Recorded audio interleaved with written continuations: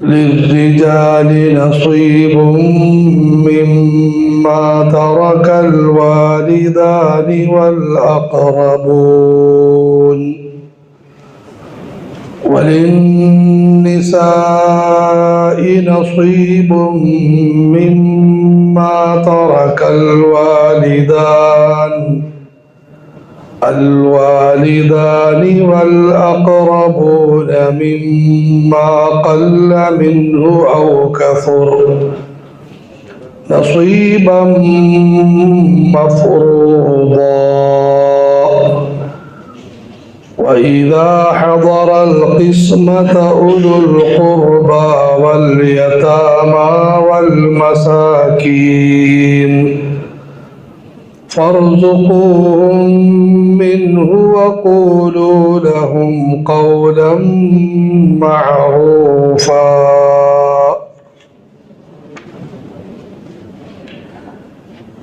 للرجال പുരുഷന്മാർക്കുണ്ട് നസീബുൻ ഒരു ഓഹരിയുണ്ട് മിമ്മാ തറകൽ വാലിദാനി വൽ അഖ്റബൂൻ മാതാപിതാക്കളും അടുത്ത ബന്ധുക്കളും വിട്ടിട്ട് പോകുന്ന സ്വത്തിൽ നിന്നും ഒരു ഓഹരിയുണ്ട്.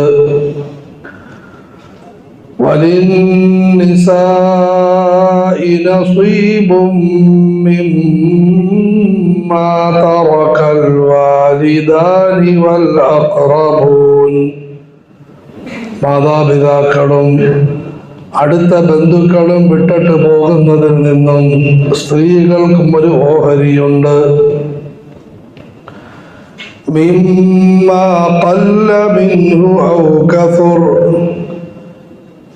സമ്പത്തിൽ നിന്ന് ചെറുതിലും അധികരിച്ചതിലും ഓഹരിയുണ്ട്. നസീബം മഫ്റൂദാ നിർണയിക്കപ്പെട്ട ഒരു ഓഹരിയുണ്ട്. وإذا حضر القسمة أولو القربى واليتامى والمساكين അനന്തര സ്വത്ത് വീതിക്കപ്പെടുമ്പോൾ അകന്ന ബന്ധുക്കളും അനാഥരും പട്ടിണി പാവങ്ങളും ഹാജരായാൽ ഫർസുഖൂഹും മിൻ നിങ്ങൾ അവർക്ക് അതിൽ നിന്നും അല്പം നൽകുക. വഖൂലൂ ലഹും ഖൗലൻ മഅറൂഫാ അവരോട് നിങ്ങൾ നല്ല വാചകം പറയുകയും ചെയ്യുക. അല്ലാഹു സുബ്ഹാനഹു വ തആല ഈ ലോകത്തുള്ള മുഴുവൻ മനുഷ്യരുടെയും ജീവികളുടെയും ചെറുതും വലുതുമായ എല്ലാ കാര്യങ്ങളും നിർവഹിക്കുന്നവനാണ്. ആഹാരം നൽകുന്നതും അല്ലാഹ്, വസ്ത്രം തരുന്നതും അല്ലാഹ്, ആരോഗ്യം തരുന്നതും അല്ലാഹ്. മുഴുവൻ കാര്യങ്ങളും പടച്ചവനാണ് തീരുമാനിക്കുന്നതും നടപ്പിലാക്കുന്നതും. എന്നാൽ അല്ലാഹു സുബ്ഹാനഹു വ തആല ഈ ലോകത്തെ കാരണങ്ങളിലൂടെ നടത്തുന്ന ഒരു ലോകമാക്കിയിരിക്കുകയാണ്. ഈ ലോകത്ത് കാര്യങ്ങൾ പടച്ചവൻ സാധാരണ നടത്തുന്നത് സമ്പത്തിലൂടെയാണ്.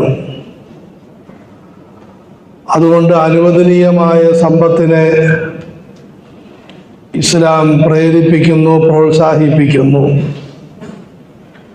നിഷിദ്ധമായ സമ്പത്തിനെ എതിർക്കുകയും തടയുകയും നിരുത്സാഹപ്പെടുത്തുകയും ചെയ്യുന്നു. അനുവദനീയമായ സമ്പത്തിൻ്റെ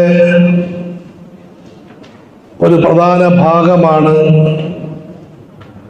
ആരെങ്കിലും മരണപ്പെടുന്ന സമയത്ത് സമ്പത്ത് ഉപേക്ഷിച്ച് യാത്രയാകുക എന്നത്.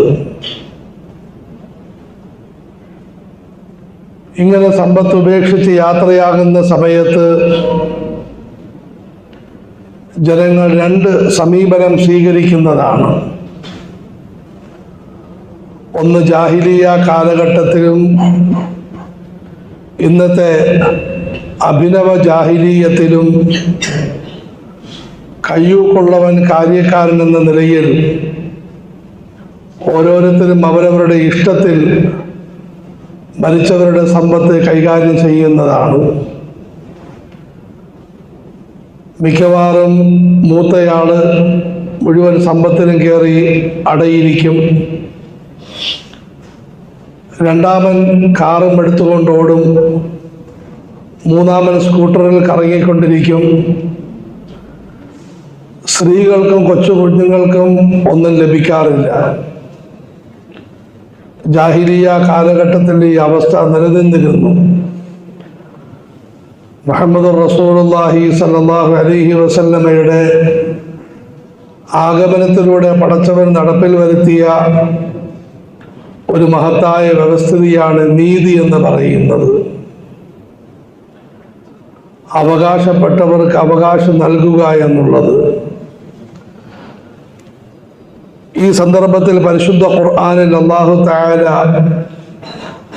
സൂറത്തുൻ നിസായിൽ 7-ാമത്തെ വചനത്തിൽ അനന്തര സ്വത്ത് വീതിക്കേണ്ടതാണെന്ന് മൊത്തത്തിൽ ഉണർത്തി.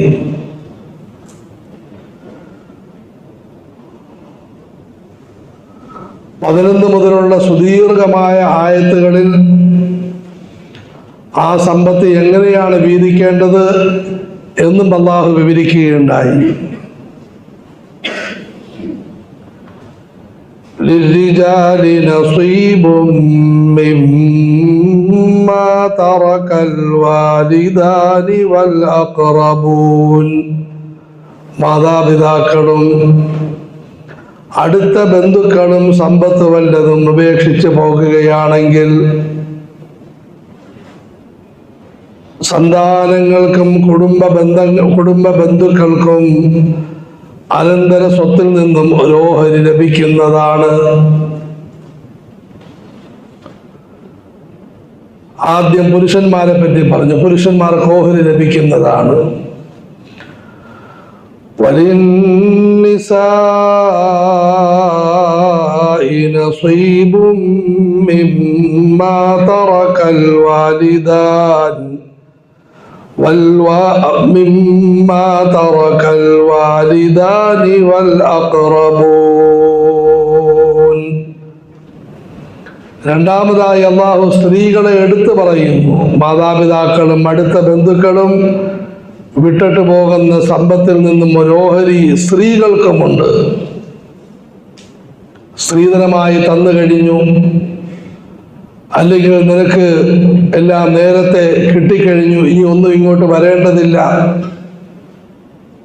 ഈ ഒരു ഭാഷ സ്ത്രീകളോട് പാടില്ല.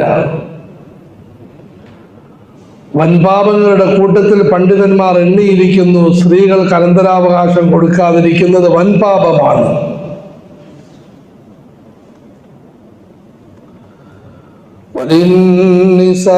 وللنساء نصيب مما ترك الوالدان والأقربون. ഈ ആയത്തിൽ നിന്ന് മനസ്സിലാകുന്ന മറ്റൊരു കാര്യം, മാതാപിതാക്കളും ബന്ധുക്കളും അവരുടെ മക്കൾക്കും അടുത്ത ബന്ധുക്കൾക്കും വല്ലതും വിട്ടിട്ട് പോകണം. അള്ളാഹു നൽകിയ ആരോഗ്യം, ബുദ്ധി, ശേഷി ഉപയോഗിച്ച് കുറച്ച് സമ്പത്ത് സമ്പാദിച്ച് അനന്തരാവകാശികൾക്കും വിട്ടിട്ട് പോകണം.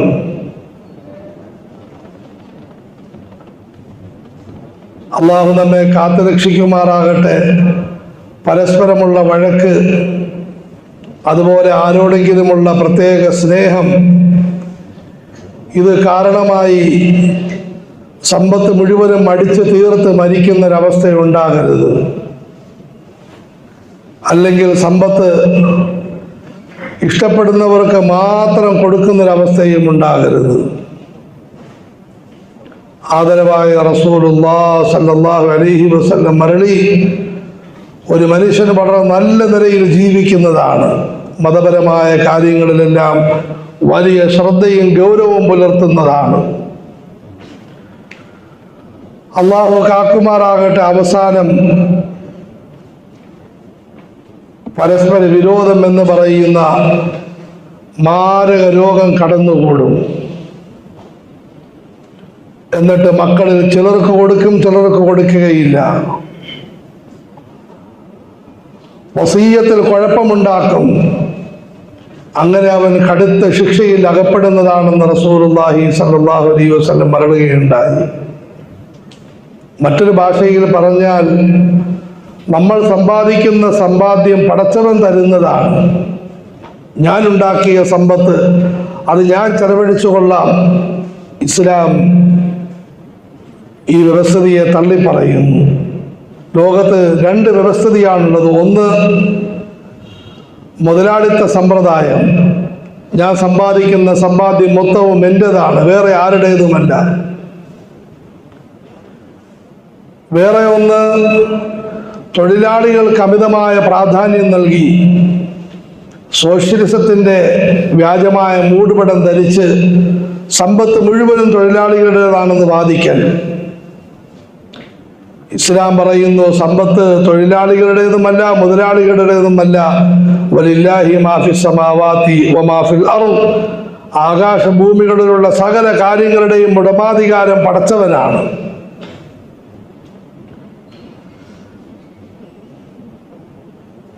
നിങ്ങളുടെ ബുദ്ധി കൊണ്ടാണ് നിങ്ങൾ സമ്പാദിച്ചതെന്ന് പറയുന്നു. ആ ബുദ്ധി തന്നത് ആരാണ്? നിങ്ങളുടെ ആരോഗ്യം വിനിയോഗിച്ചാണ് സമ്പാദിച്ചതെന്ന് പറയുന്നു. ഈ ആരോഗ്യം തന്നത് ആരാണ്? എത്രയോ ആളുകൾക്ക് ബുദ്ധിയുണ്ട്, ആരോഗ്യമുണ്ട്, പാവത്തുകൾ വട്ടപൂജ്യത്തിൽ കറങ്ങിക്കൊണ്ടിരിക്കുന്നു. അതുകൊണ്ട് സമ്പത്ത് നൽകിയത് അല്ലാഹുവാണ്. ഒരു മനുഷ്യൻ മരണത്തിൻ്റെ രോഗത്തിൽ കടക്കുന്നതായ സമയത്ത് തന്നെ ആ സമ്പത്തിൻ്റെ 2/3 ഭാഗം പടച്ചവനെടുത്ത് മാറ്റുന്നതാണ്.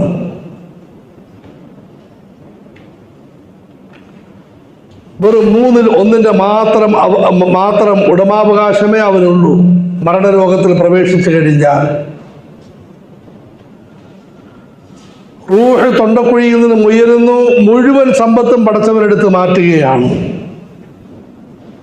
എന്നിട്ട് ആദ്യം അതിൽ നിന്ന് കുറഞ്ഞ പൈസ കുടുംബക്കാരെ ഏൽപ്പിക്കും, കുളിപ്പിച്ച് കഫൻ പൊതിഞ്ഞ് കബറടക്കാൻ വേണ്ടി.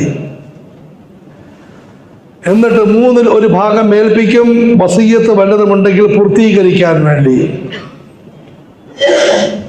അതുപോലെ കടം വല്ലതുമുണ്ടെങ്കിൽ കൊടുത്തു വീടാൻ വേണ്ടി. പ്രത്യേകിച്ചും കടം കൊടുത്ത് വീടാൻ സാധിക്കുന്നില്ല, ബാക്കിയുള്ള ആവശ്യമുള്ള പൈസയും കൊടുക്കും. അതിനുശേഷമുള്ള സമ്പത്ത് അള്ളാഹുവാണ് ജനങ്ങൾക്ക് വീതിച്ചു നൽകുന്നത്.